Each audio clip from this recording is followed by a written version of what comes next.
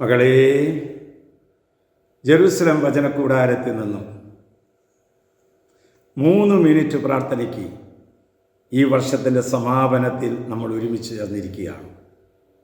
എന്തുമാത്രം അനുഗ്രഹങ്ങളാണ് ഓരോ വചന ശുശ്രൂഷയിലൂടെയും നമ്മുടെ കുടുംബത്തിനും നമ്മുടെ മക്കൾക്കും നമ്മുടെ തലമുറയ്ക്കും നൽകിയിരിക്കുന്നത് അല്ലേ? നന്ദി പറഞ്ഞ് തീരാൻ പറ്റാത്ത വണ്ണത്തിൽ അത്രയേറെ അനുഗ്രഹങ്ങളാണ് ദൈവമായ കർത്താവ് നമുക്ക് തരുന്നത്. ഈ സമാപന ദിനത്തിൽ കൗണ്ട് ഡൗൺ ആണ്. ഇതാ തീരാൻ പോവുകയാണ്. ഏതാനും മണിക്കൂറുകൾ കഴിഞ്ഞാൽ നവവത്സരം നമുക്ക് സമ്മാനിക്കുകയാണ്. ഈ സമാപന സുദിനത്തിൽ എന്ത് സന്ദേശമാണ് തരേണ്ടത് എന്ന് പരിശുദ്ധാത്മാവിൻ്റെ കൂടെ ഇരുന്ന് പ്രാർത്ഥിച്ചപ്പോൾ കിട്ടിയ വചനമാണ് 2 തിമോത്തി 3:16. വിശുദ്ധ ലിഖിതമെല്ലാം ദൈവനിവേശിതമാണ്. അവ പ്രബോധനത്തിനും ശാസനത്തിനും തെറ്റുതിരുത്തലിനും നീതിയുടെ പരിശീലനത്തിനുമായി ഉപകരിക്കുന്നു.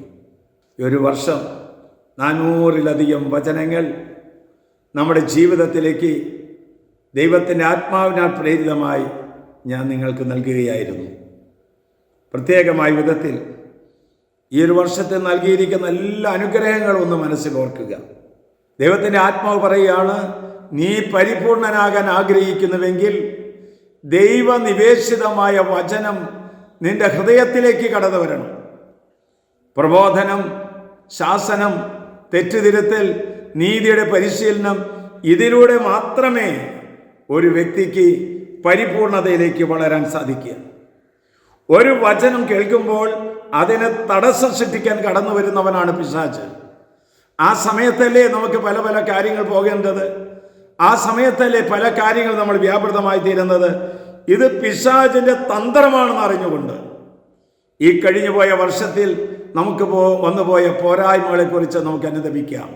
ഓരോ വചനങ്ങളും ഓരോ ദിവസവും പ്രത്യേകമായ പ്രചോദനങ്ങൾ നൽകുന്നുണ്ട് എന്ന് മനസ്സിലാക്കുക. വചനത്തിന് നീ പ്രാധാന്യം കൊടുത്താൽ വചനം നിന്റെ ജീവിതത്തെ അനുഗ്രഹിക്കും. ആശ്വാസപ്രദമായ രാത്രി, പ്രതീക്ഷാനിർഭരമായ പ്രഭാതം, സൽപ്രവൃത്തികൾ നിറഞ്ഞ ദിവസം നൽകി അവിടുന്ന് നമ്മെ എല്ലാവരെയും അനുഗ്രഹിക്കട്ടെ.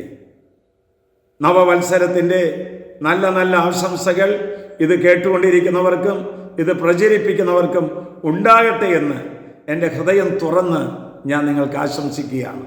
നമ്മുടെ കർത്താവ് ഈശോ മിശിഹായുടെ കൃപയും പിതാവായ ദൈവത്തിൻ്റെ സ്നേഹവും പരിശുദ്ധാത്മാവിൻ്റെ സഹവാസവും പരിമളവും നാം എല്ലാവരോടും കൂടെയും ഈ ശുശ്രൂഷ നാനാ ദിക്കുകളിലേക്ക്, ദേശങ്ങളിലേക്ക് അത് ഷെയർ ചെയ്യുന്നവരുടെ കൂടെ ഉണ്ടായിരിക്കട്ടെ.